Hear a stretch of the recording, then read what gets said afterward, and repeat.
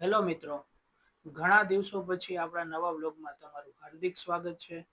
મને ખબર છે તમે બધા મને યાદ કરતા હશો, ખાસ કરીને મારા પપ્પાને. ઘણા લોકોની કોમેન્ટ હતી કે તમારા પપ્પાને શું થયું છે. તો આજે આપણે વાત કરશું એ ટોપિક ઉપર. મારા પપ્પાને ક્યારેક ક્યારેક શ્વાસ લેવામાં તકલીફ થતી હતી. ક્યારેક ક્યારેક પપ્પાને વધારે શ્વાસ ચડી જતો હતો. અમે લોકો હોસ્પિટલે બતાવવા ગયા. ડોક્ટરે એક્સરે પાડ્યો અને ચેક કર્યું. પછી કીધું ફેફસા વધારે ડેમેજ છે. દવા ચાલુ હતી. અચાનક સવારે ઉધરસ આવવા લાગી અને શ્વાસ લેવામાં તકલીફ થવા લાગી. અમે પાછા દવાખાને ગયા. ડોક્ટરે ઇન્જેક્શન આપ્યું અને આરામ કરવાનું કીધું. બપોરે 2 વાગ્યા આજુબાજુ અચાનક તબિયત વધારે બગડી ગઈ. પપ્પા સોફા ઉપરથી નીચે બેસી ગયા અને આંખ બંધ કરી દીધી. કશું જ ના બોલ્યા. અમે જલ્દી 108 ને ફોન કર્યો. 2 થી 3 મિનિટમાં 108 આવી ગઈ. પપ્પાના ધબકારા ચેક કર્યા પણ ધબકારા જ નહોતા.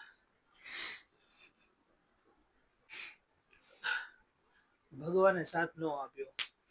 મારા પપ્પાએ અમારા માટે ઘણું બધું કર્યું છે. અમને ભણાવ્યા, ગણાવ્યા, ગમે તેવી પરિસ્થિતિમાં અમને સાથ આપ્યો છે.